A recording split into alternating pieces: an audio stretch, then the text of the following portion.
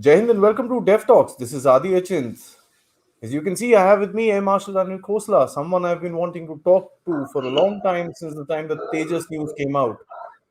A lot of us have been contemplating on what this whole Tejas family is going to look like going into the future. Mark 1, the Tejas, the Mark 1, the Mark 1A, the Mark 2, and there's so many, of these little versions that are coming out in the news just to put some sense into the whole game as well as to see and analyze the news about export projects that the Tejas is looking for. I called A. Marshal Khosla to kind of help us understand where do we stand, what do we need to do, and how does he think this entire project going to go forward. Sir, thank you so much for joining.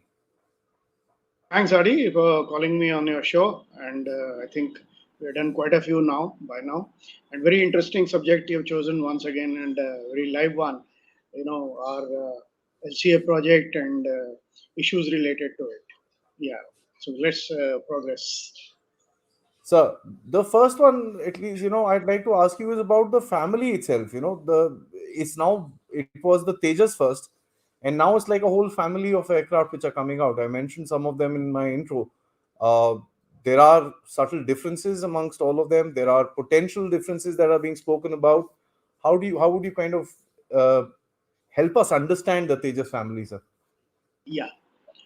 I like the word you're using, this family. It's like babies being born one after the other. I will call it a project. So what I'll do is, Adi, it'll take slightly longer time, but as usual, all our discussions, it is better to have the perspective right before looking into various aspects related to the issue. So let me talk about the project. So what I'll do is I will talk about the project in four or five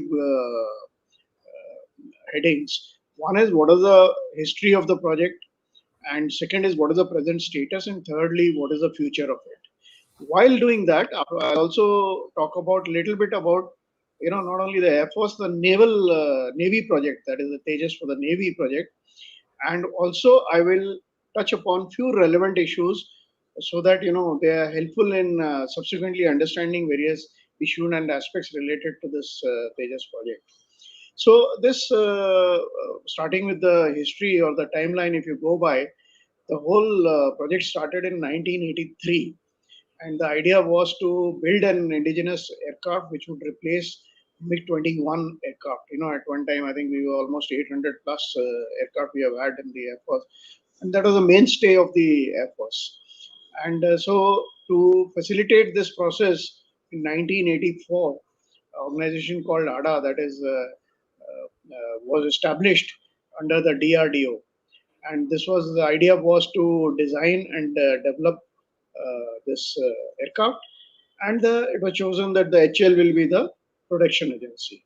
So the ecosystem was IAF the user, and ADA is the design and development agency, and HL would be the production agency. So 1986 the project definition was completed. The design was finalized by 1990, which is okay. 1992, we formed the National Control Law Team, once again under NAL, one of the laboratories of DRDO, that is National Aerospace Laboratory. And the idea was to develop the fly-by-wire system. Okay. Now, 94, that is 11 years later, the first aircraft was produced. That was the first aircraft when you produce, you call it, technology demonstrator, whatever it is. And 4th Jan 2001, that is 18 years later, the first prototype took to the air. So it took us 18 years for the aircraft to get airborne for the first time. Thereafter, by 2003, 2007, six prototypes were made, seven limited service production aircraft were made, to do trials and various integrations. And 2003 also the LCA, that is the light combat aircraft, was renamed, rechristened as, not rechristened, basically name given was Tejas. Okay, so uh, 2011, that is 28 years later, the initial operational clearance was given to the aircraft, and the production could have started for the IOC version, that is the initial operational clearance. And 2013, the IOC version 2, that means because there were certain shortcomings in the IOC version 1 were given. And 2016 is the first IOC aircraft was inducted into the Indian Air Force. The first squadron was formed, that is 45 squadron, called Flying Daggers. Okay, it was formed in Bangalore and later on moved to Sulur. 2019, very recent now, the first FOC aircraft flew. That means the final operational clearance. All right. So you can see the timeline from 1983 to 2019 is the final operational clearance aircraft we started flying. So that is the as far as the historical timeline is concerned. Now we come to the present day, maybe plus minus 1 or 2 years. So 27th May 2020 is the second aircraft, second squadron was formed in the final operational clearance. That is, and both these squadrons, the idea was to have 20 aircraft each. So that makes it 40 aircraft. And the second squadron formed was 18 squadron called the Flying Bullets. So now, presently, where are we? We are two squadrons inducted into the Indian Air Force, 40 aircraft, that is 20 in IOC configuration, 20 in FOC configuration. And work is going on for next version, as you called family, Mark 1. These were the Mark 1s. And the so Mark 1s, with the upgradation of this IOC FOC to whatever extent to the Mark 1 level. Now, Mark 1 had still a lot of shortcomings. So Tejas Mark 1A was decided that we will design Mark 1A. And in the Mark 1A, 45 of these observations have been resolved. And the idea is that by the February 21, the contract was signed for 83 aircraft. And if you remember the news, this was at the cost of 48,000 crore, this thing, and four squadrons would have been formed. So if you, out of these, 73 would have been in a single cockpit version and 10 would have been in a trainer, that is two cockpit version. So you can see now these four squadrons of Mark 1A and two squadrons of earlier version, you would have six squadrons with 123 aircraft in the Indian Air Force. Now, so far the production line was about 8 aircraft per year, which is very, very low. So now it is being ramped up to almost 16 aircraft a year. And this Mark 1A had a lot of improvements over the earlier version with air-to-air refueling facility, good ISA radar capability, which is Israeli radar, a flyby EW suite for the protection, BVR capability, that is beyond visual range missiles. The maintainability was improved, and it is generally by the critics, it is said that it is better than the JF-17, and it is equivalent to or better than even MiG-21 upgrade, which we did. And some people rate it as fourth generation, but these are all comparative Relative. issues. Yeah, but the fact is that now we are at the moment execution of this contract is on for the so that six cons can be formed in the Indian Air Force. All right, Adi, with me? Adi, you are with me? Yes, sir. Okay. Now a little bit about future. So now future, what has happened in the last 1 or 2 years? ADA, the design agency, has, as well as HAL also, has announced quite a few things.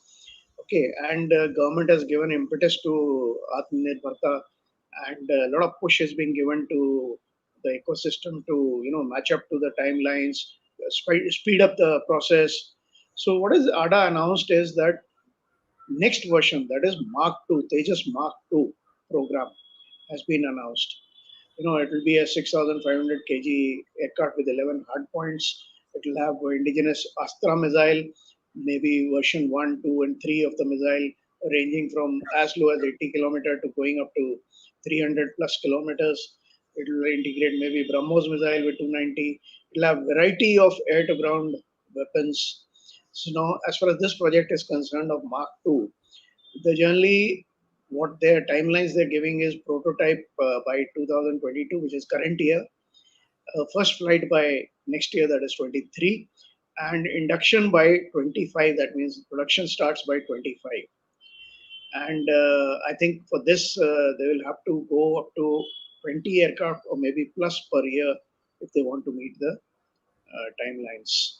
And this is being compared to 4.5 generation aircraft. And the idea is that this will replace the aging fleet of Indian Air Force of Mirage 2000, Jaguars, MiG 29s. Okay, and also uh, I think the Air Force will be looking at almost 108 aircraft, that is six more squadrons.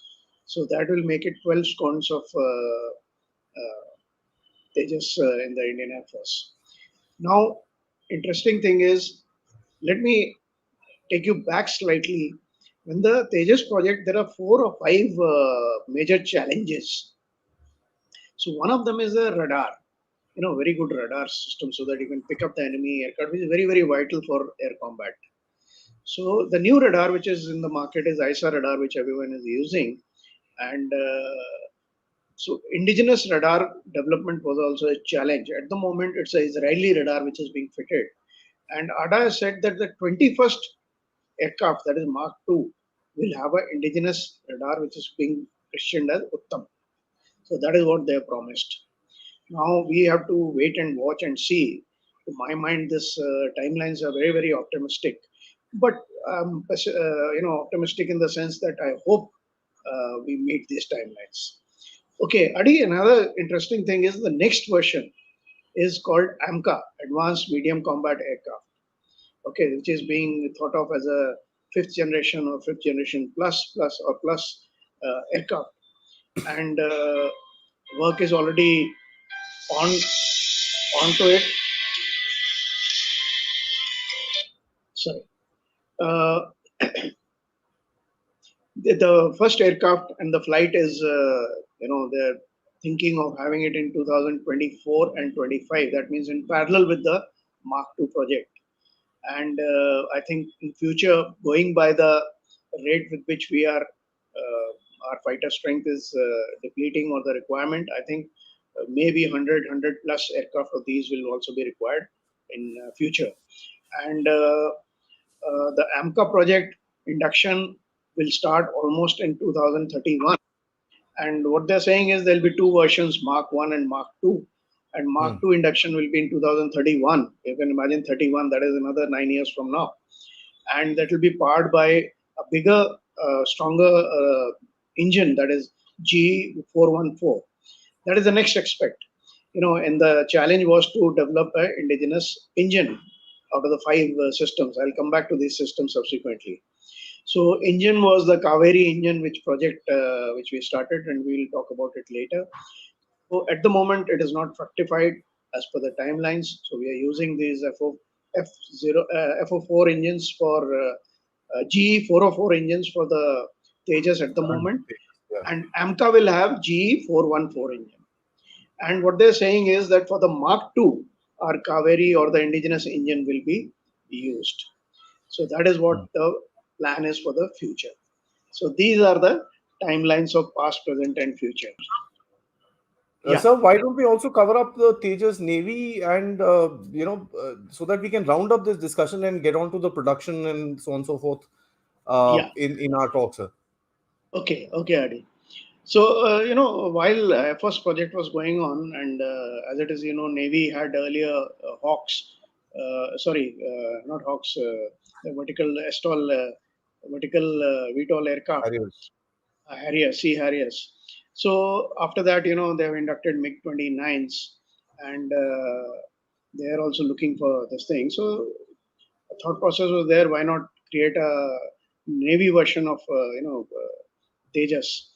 And this program was conceived in 2003, and 2010 one NP1, that is twin seater, was developed, and it flew on 27th April 2012, which is quite remarkable progress.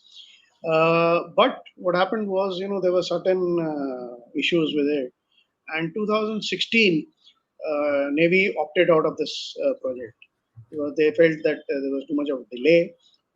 The aircraft was slightly heavier because the characteristics required for carrier operation are slightly different. Unique, yes, Okay. sir. and they felt that the thrust to weight ratio was inadequate. So due to these reasons, they started looking for, and there's no way a proper aircraft, aircraft could have come in time. So they started looking for this thing for aircraft for a carrier operations. So, but this project continued as a technology demonstrator, and in 2020, the carrier operations were undertaken, and in July 2020, DRDO dropped the plan of manufacturing, LCA version of the Navy. They called it LCA Mark II Navy N. But we have learned a lot from the project, and logically, you should not lose that expertise or the experience which you have gained. So obviously, 2021 Aero India, it was announced that they'll develop a new aircraft for the Navy. They called it TEDBF, that is Twin Engine Deck Based Fighter. So it's still on the initial stages. So I hope it progresses well, and some proper aircraft comes out for the requirement of the Navy. All right, Adi, before we move to the next question, I'll just cover two or three relevant aspects of the project. So I was telling you about the composition of a project. There are five major challenges or five major areas where I need to work. One is the airframe design. So Hmm. that worked out quite well. Okay. The second is controls, and that also was a success story. Making an aircraft which is unstable and making control laws and fly-by-wire is very, very good achievement. The third thing is the engine. The project has not worked out too well. The Kaveri project has not worked, and we are using imported engines, and that is a problem. Next is the radar. The radar project is progressing, but there are slippages in the timelines. So at the moment we are using Israeli radar, and as I said, the 21st Mark II, they promised that it will be indigenous radar. The next is the avionics and subsystems. All the avionics which are integrated, the subsystems which are integrated. In that, what is happening is we have a mix of indigenous and imported. Hmm. So various figures are floating around, 60%, 59.7%, 70%, 80%, whatever, these figures that this is indigenous. But the fact is, about over 344 odd systems, 210 are indigenous and about 134 are imported. And effort Sure. is on to, get a full 100% indigenous content. I hope we achieve that. Okay, now the second aspect of the project is about the timelines. In the past, the progress has been slow. You've seen the historical timelines which I covered. There were shortcomings in the quality. A lot of concessions were given, and the quantity also, the production rates were low. But Hmm. now, a lot of teething problems were there about maintainability, sustainability, and things like that, space, supply. But now what is happening is, a fresh impetus has been given by the government, as I said earlier. So things are speeding up and looking up, and I hope the future promises which they have been made. At the moment, there is a little bit of doubt about it, seeing the past performance. But I hope the promises are kept, and I hope the things work out in the promised timelines. Okay, last issue about the project is the cost issue. Hmm. I need to cover this because the reason is, subsequently when we talk about export or competition with other agencies, this is one of the major factors. True. So if you see the Mark 1A contract is 48,000. Initially the quoted figure was very, very high. I think if you see the open sources, it was almost touching 60, just short of 60, 59,000 or so. So, but again, going by the open sources, I'm not sure what is the exact amount, but if you say what open sources say is that the development cost of the aircraft is about 9,000 crores have been invested. Kaveri engine already 2,000 plus crores have been put in, and development of the other systems and all another 1,000 crores. So almost 10 to 12,000 crores have been put into this thing. I'm not very sure about the figures. Now, aircraft cost also in the open source is being said at that the Mark 1 IOC version was about 146 crore per aircraft, Mark 1 FOC version about 156, and the Mark 1A works out about 300 odd crores, and the export version is around 310 crores or 309 crores per aircraft. So these are the, as far as Mark 2 and MCA is concerned, figures are not available. These are again open source figures. I've covered them just to give an idea of a rough idea. Hmm. They may not be exact, they may not be correct. I'm not privy to that. So these are the various aspects I wanted to cover about the project Tejas, which we call Tejas family. Aadi. It's a family itself is building up to be so. Anyways, I hope so that what you're saying comes true. So let's you mentioned in the middle of your answer, and that kind of brings me to my next question: is the production capability. Uh, Yeah, One is the domestic production capability. We now see India going towards Malaysia, going towards Egypt, and going towards Argentina. And I'm yeah, leaving apart the other interested parties which are being yeah, publicized, like the US, Australia, France, and certain other countries that are interested in various different forms of this particular aircraft for their own use. yeah, I'm just going to yeah, talk about the Tejas, which is being exported as the Tejas to these countries. yeah, Uh, yeah, the Malaysian Air Force, I believe, is asking for about 18. The Argentinians are asking for 72. Oh, sorry, the Egyptians are asking for 72, and there's a certain number for the Argentinians as well. Looking at the production capacity that you've told us, how significant do you think is international orders coming towards Tejas? Point number one. And how do you think will we follow the Western principle of creating more production capacity as and when orders come in? yeah. Uh, okay, we'll talk about production capability later. Let me talk about these export issues. Okay, Adi, very rightly, you brought out, a lot of interest is being shown, and we're trying to export these aircraft. And Malaysia is the closest we came to signing a contract. So I'll just let me tell you something about the Malaysian issue. So they were looking for almost 18 aircraft to replace their aging MiG 21s. And India was offering them a package of not only Tejas, also maybe Su-30 because we operate Su-30s, Su-30 maintenance, and also because Hawk we operate, so Hawk upgrades. So it was a sort of a package we were providing. And there were quite a few aircraft in competition. I will cover whom all are in competition with it. But finally, two were narrowed down. One was the Tejas Indian, our Tejas, and the second one was a Korean aircraft, T-50. T50. Okay, and our Tejas was better than features wise, better than the Koreans. Our price was slightly better than the Koreans, and HL even opened a office in Malaysia to take the things further. But finally, I think Chinese media broke it. There was a Hong Kong-based news house which broke out first that the project or the contract has gone Korean way, and Malaysia is looking at Korean aircraft and not a Tejas. And at the moment, what I gather from the news is that is true, and but the Ministry of Finance of Korea has returned this thing to the defense services, saying that it is outside the allotted budget for the project, and you're spending more than what was allotted to you. You need to reconcile. That is where it stands. So it is not that the contract has been signed with Korea, but at the moment the tilt is towards Korea. Now, if you analyze why have we lost out in case we have got better aircraft and a better cost, so the reason is, one of the reason which stands out is Korea has already sold these aircraft to few countries. They sold it to Iraq, they sold it to Colombian Air Force, they sold it to Philippines. They're likely to sell it to Poland, which the contract is about to come through.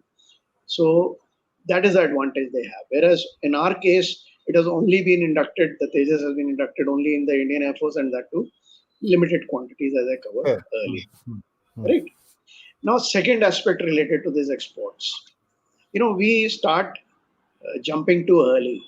We start counting the chicken before they are hatched.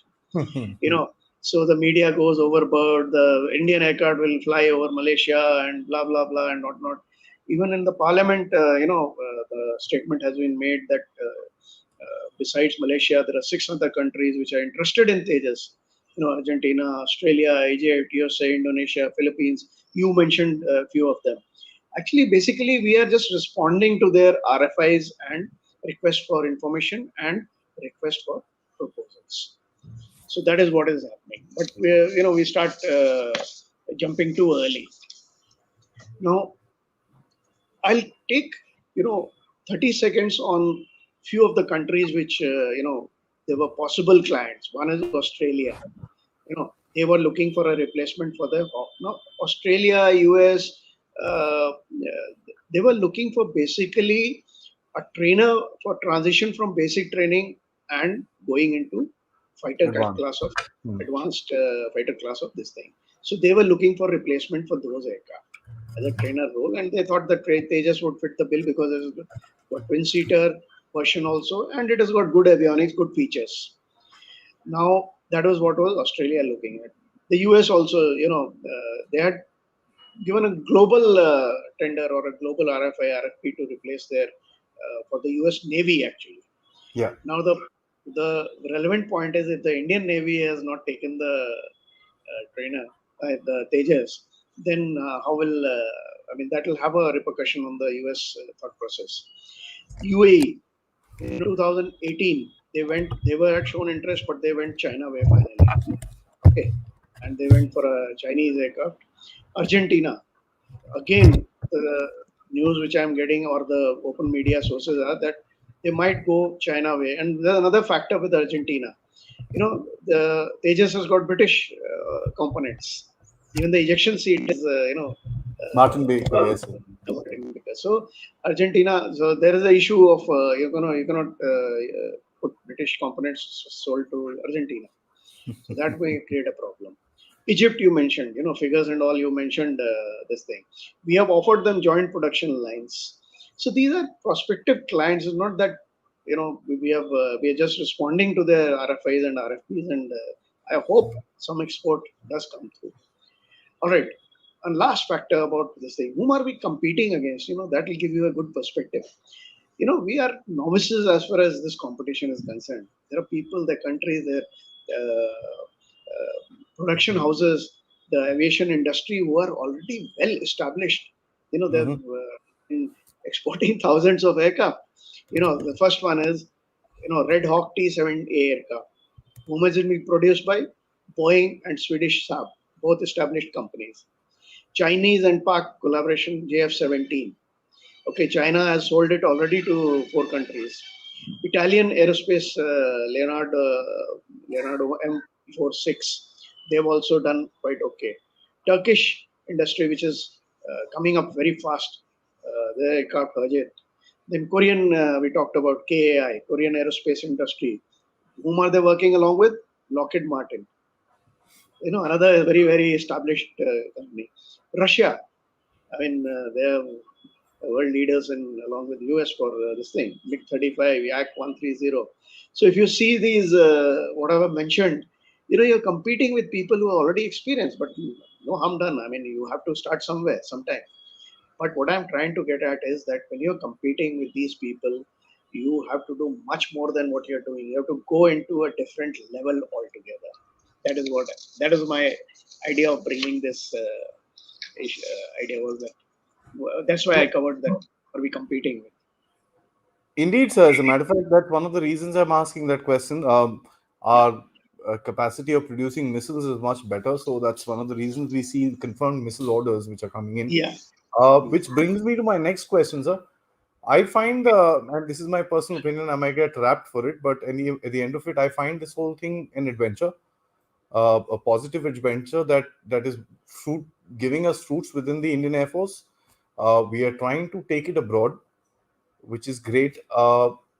But having said that, when we talk about such issues to the older generation in the Indian Air Force, and I come from an Air Force family, yeah, uh, it's not a pleasant conversation because at the end of it, there's a certain generation which has actually burnt their hands dealing with the HAL, and let me be brutally honest about that. yeah, Uh, they've seen the worst of it. They've seen the babudom. They've seen that entire culture, and yeah. for them to understand that there is a change, it takes a lot. So, Correct. firstly, would you agree that there is a change? And secondly, how do you analyze this whole situation, sir? Yeah. So, very relevant and logical question in progression of our discussion. So, let me start from where I left earlier. So if you see even Chinese JF-17, they have sold it to Myanmar, they have sold it to Nigeria, so they have ahead. So what is going against Tejas? Some of the things I mentioned earlier. Only Indian Airforce is inducted in limited numbers. Okay, and see, the other thing is we are an open society, we are a democratic process. Our media is very, very open. And if you see the kind of media trials we go through and the criticism we go through, so these people, they look at it, everything is seen. Mm, That also mm, goes against mm. our endeavors. Now, in the media, if you start, we have been in the past, there has been issues, slippages. Now, what is happening is, I'll tell you, I'll be very candid about it. So you have an ecosystem where you have a IAF as a user, you have a HLS production company, and you have DRDO or RADA as a designer, correct? So we have been washing dirty linen in the earlier. We have not reached the quantity and quality targets which we have set. So blame game starts. Okay, Hmm. how it starts, the HL says all these issues are because the DRDO is changing the designs every time. So DRDO says no, the IF is changing the goalpost every time. IF says no, the HL performance is poor.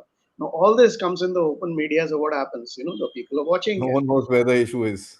So that is a very, very strong factor. Now coming to your broader question, are we up to it for export? That is the gist of the whole thing, what you said just Yeah, yeah, now. yeah. Are we up to it? Can we compete with these people? Can we make a place for ourselves? It's a much bigger question. It's not only question of HL. It's a question as a nation, are we ready to export and sustain? That is the question.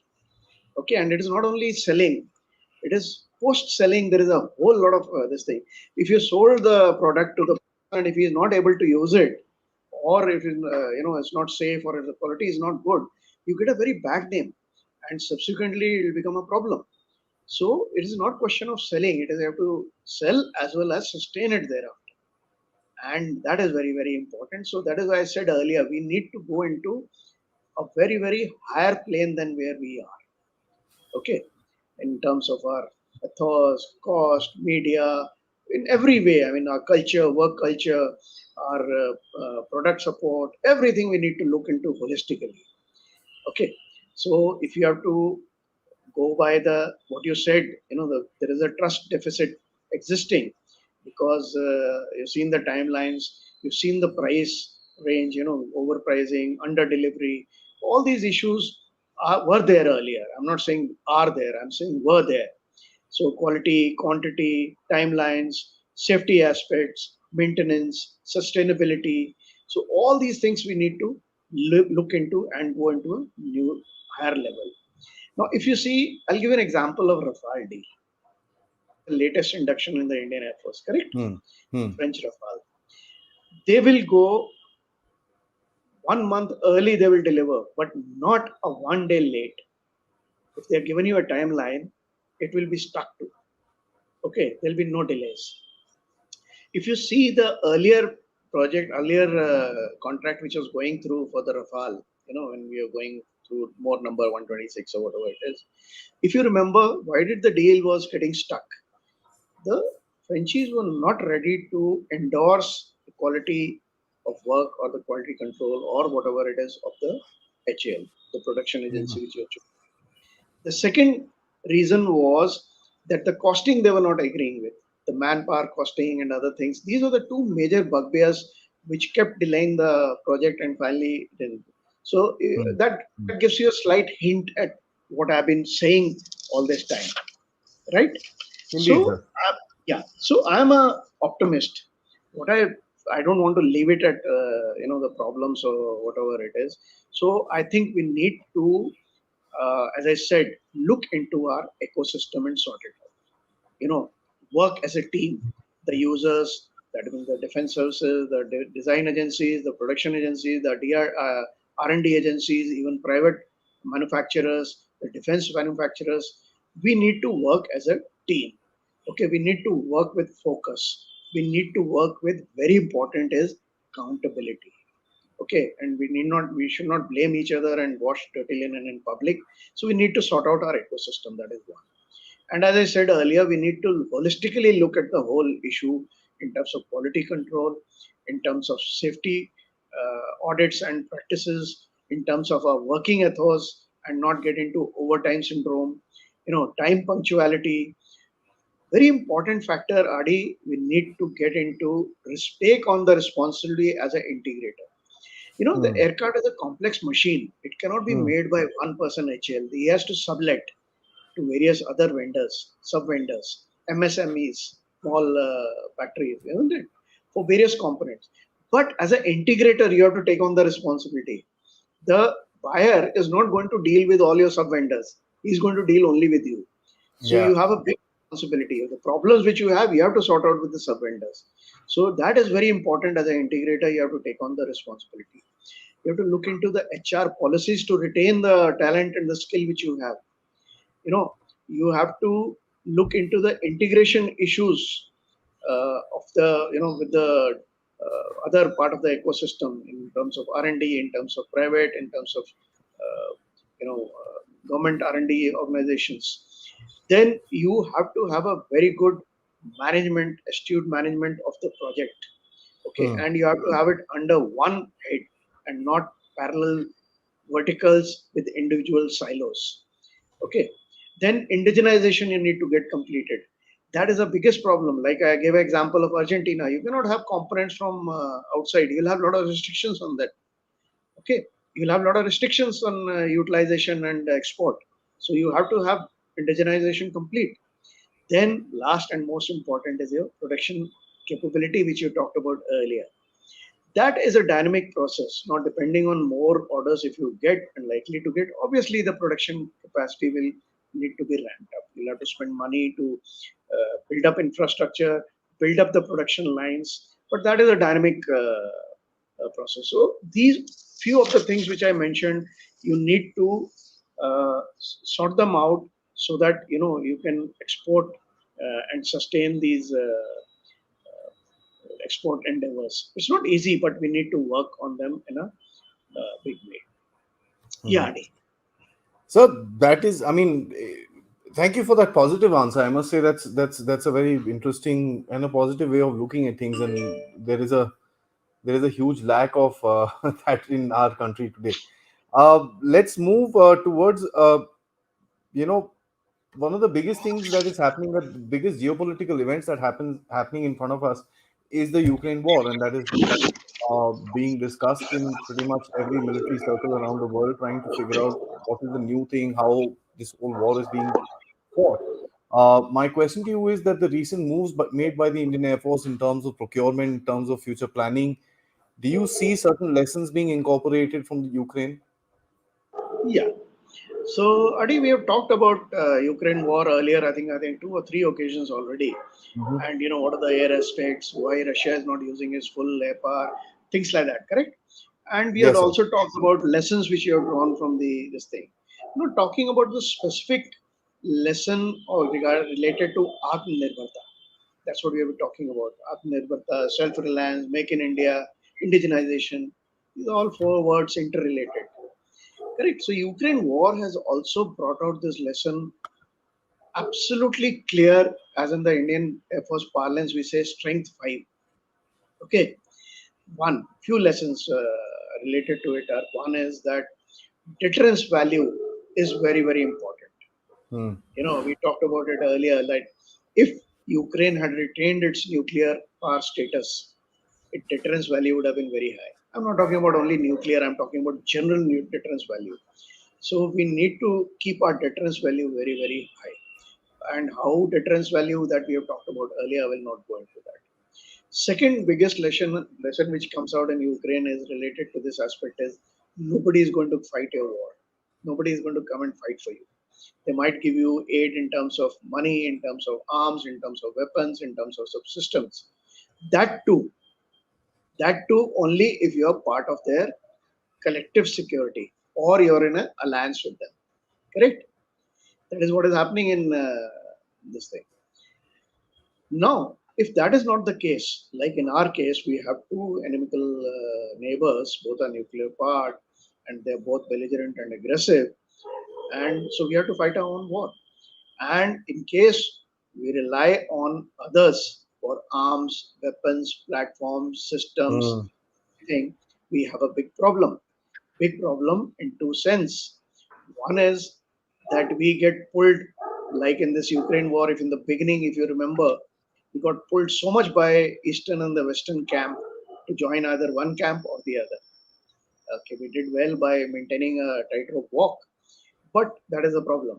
Second biggest problem is in time of crisis, in time of war, you are relying on outside agency, and always there is a scare whether that supply can stop, the tap can be closed. Okay, third biggest problem is, we at times say, okay, we give emergency pass to buy off the shelf. Hmm. It's not easy. It's not buying, like groceries or anything. Nobody keeps that kind of stock of weapons and platforms and systems. Correct?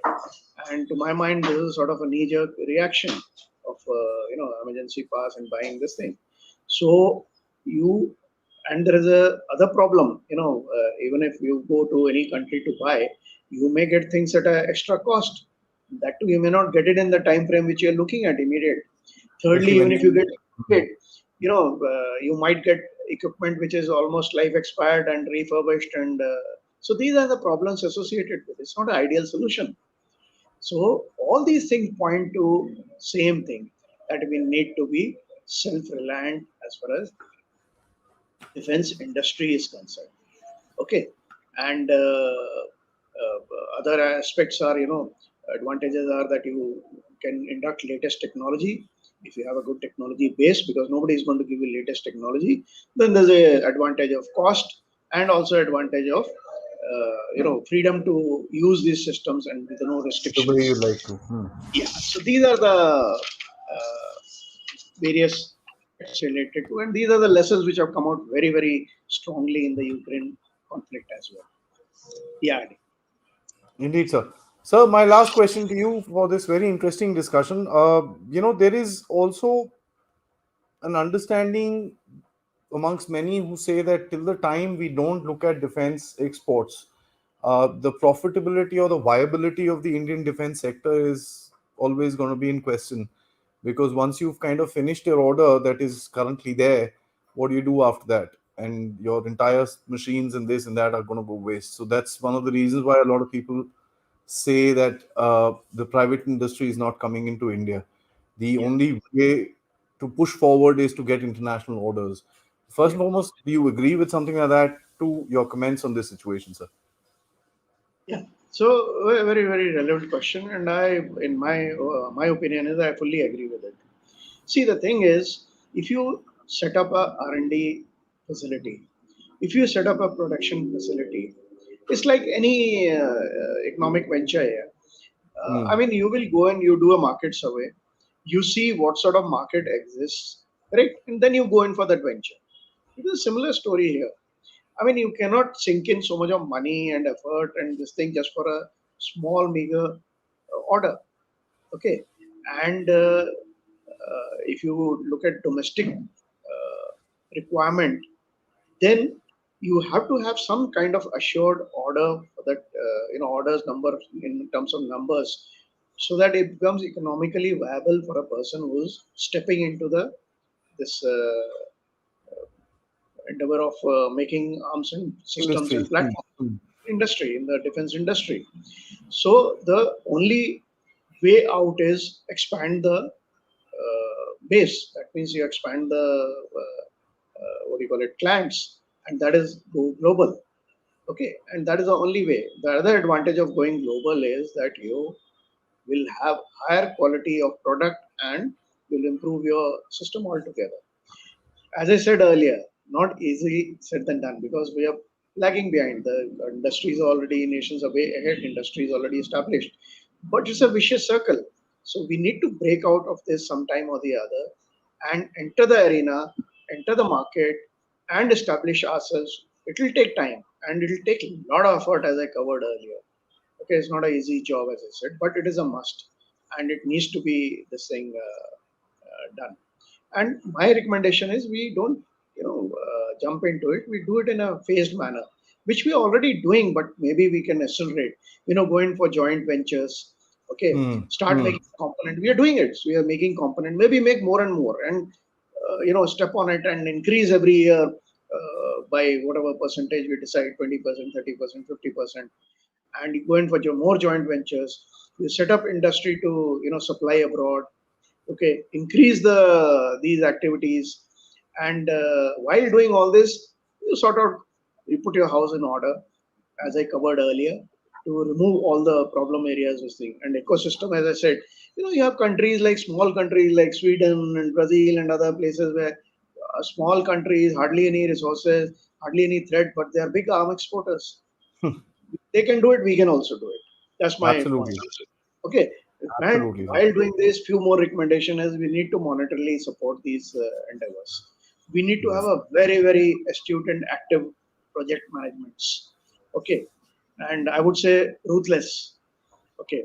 Then we need to have good aesthetics, work culture, production standards. Okay.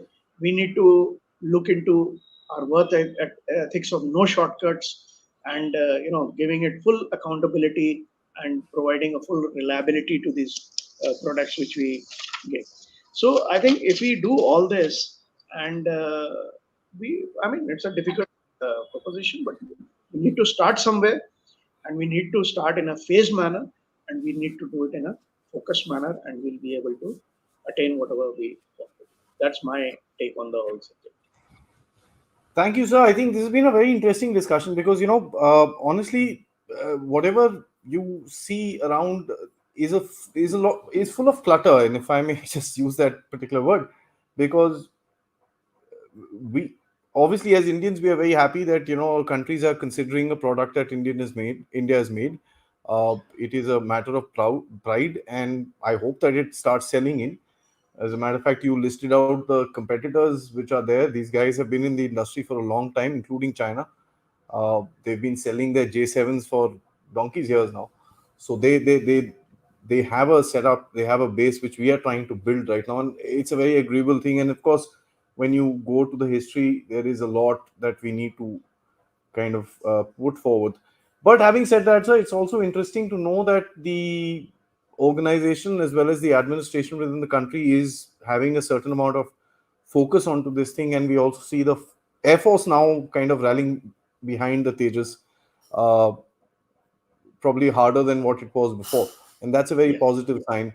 Of course, lot of people take out 1,500 spins of it, but that's different. But honestly speaking, I've read reviews of this particular aircraft being flown by uh, international pilots who've actually compared it to any other, you know, a 4.5 generation class of aircraft that is around in the world.